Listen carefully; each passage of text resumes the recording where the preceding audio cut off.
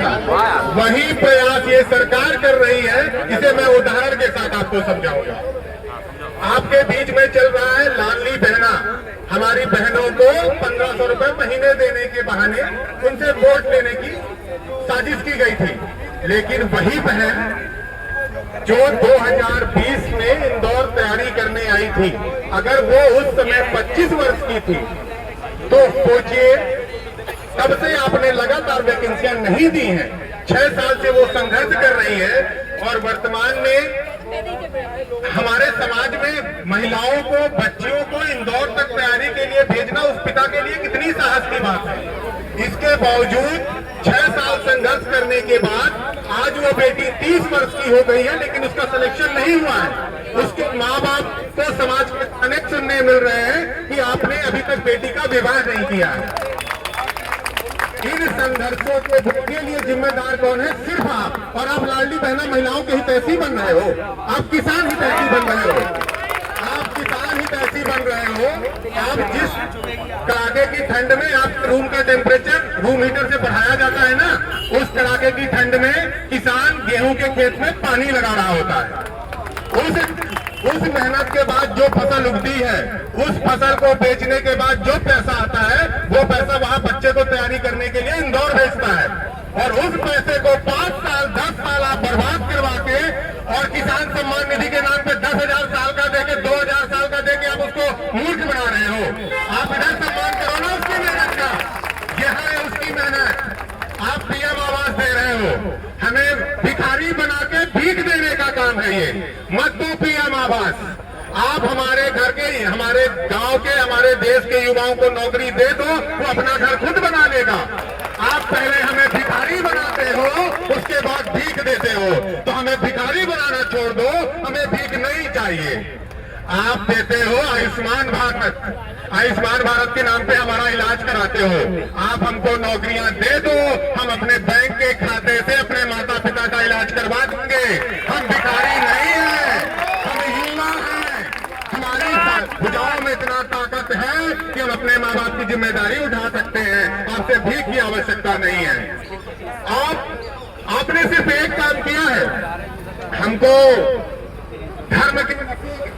धर्म का अफीम पिला के मदमस्त कर दिया है। और वो अफीम चाटने के बाद आप चाहते हो कि हम आगे वोट दे दें। भगवान राम मेरे इष्ट हैं, मेरी आत्मा में हर वक्त बसे होते हैं। लेकिन आप इस तरह के जंगल राज्य को जिस दिन राम राज्य कहते हो ना, आत्मा छलनी हो जाती है कि तुमने अपनी राजनीति के लिए मेरे इष्ट का नाम भी खराब किया है। आपकी राजनीति का स्तर इतना गिर चुका है कि आपको पीड़ा नहीं दिखती स्टूडेंट की। छात्र किस संघर्ष में यहाँ जीवन काट रहा है, आप खुद सोचिए। हमारी बहनें साथ में बैठी हैं, जिस बहन की उम्र 28 से 30 वर्ष हो चुकी है, तो आपको पढ़ाई का संघर्ष तो है ही। आपके माता पिता, घर वालों को, परिवार, समाज के कितने दबाव आते हैं कि बेटी का विवाह अभी तक नहीं हुआ है। विवाह कोई बड़ी बात नहीं है। आपके पिता के पास जो पैसे थे विवाह के लिए, वो आपकी तैयारी में खर्च कर चुका है। और सरकार ने आपके भविष्य को खा लिया है, तो आपके पिता के हाथ भी खाली है, आपके हाथ भी खाली है। क्योंकि उन्होंने सोचा था कि एक अच्छी नौकरी होगी तो हमारी बेटी अपने पैरों पे खड़ी होगी, हमको किसी के सामने हाथ नहीं जोड़ना पड़ेगा कि हमारी बेटी से विवाह कर लो। लेकिन आज आपने बाप बेटी दोनों को अनाथ कर दिया है, और इसके लिए जिम्मेदार है आप। फिर आप लाडली बहना, मेरे भांजे, मेरे भांजों। अब मैं आता हूं युवाओं की तरफ। आप कह रहे हो हम युवाओं को रोजगार दे रहे हैं।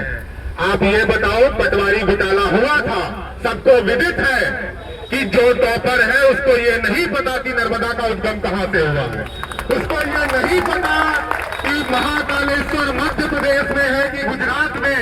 इसके बाद कमेटी गठित हुई और कमेटी ने ये कहा कि पटवारी में कोई घोटाला नहीं हुआ।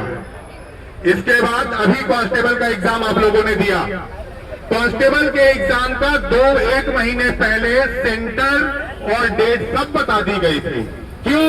क्योंकि जो भोले वाले बच्चे उसका मतलब नहीं समझ रहे हैं। क्योंकि आपने उस एजेंसी को भर्ती कराने की जिम्मेदारी दी है जिसको हर राज्य ने ब्लैक लिस्ट किया है, क्योंकि वो परम भ्रष्टाचारी एजेंसी है। और आपने अपनी साठगांठ बनाने के लिए उस एजेंसी को जिम्मेदारी दी है, क्योंकि आपको पैसों से मतलब है। इसके बाद व्यापम घोटाला हुआ था। व्यापम घोटाले में इतनी हत्याएं हुई है, 50 से 55 हत्याएं हुई है, कोई उसकी जानकारी नहीं है। सब बात दब गई क्योंकि हम 4 दिन के बरसाती में डालते हैं।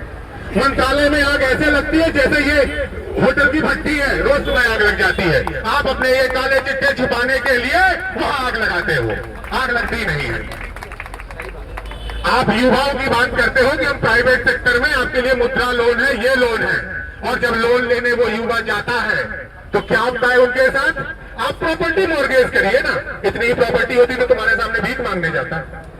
आपने युवाओं को कहीं का नहीं छोड़ा है। आपकी सिर्फ एक राजनीति है कि आपको हम दीनहीन बना के रखेंगे और हम आपके स्वामी बनेंगे। तो मैं कह दूं कि जिन हाथों में ताकत है राज तिलक करने की, उन हाथों में ताकत है सर उतार लेने की।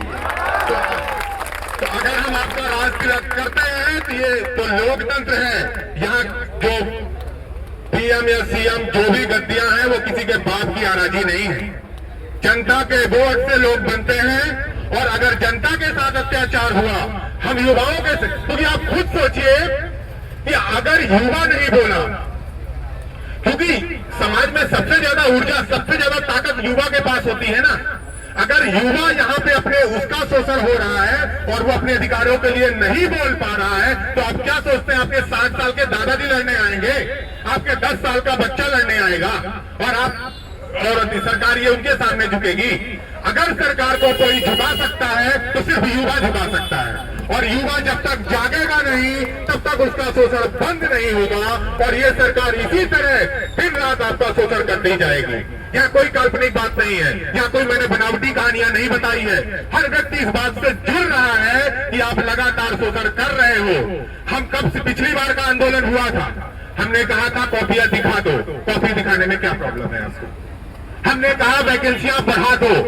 हम कौन सी गलत मांग कर रहे हैं? यहाँ 4 लाख लड़के फॉर्म भर रहे हैं, आप 100-120 वैकेंसियां दे रहे हैं।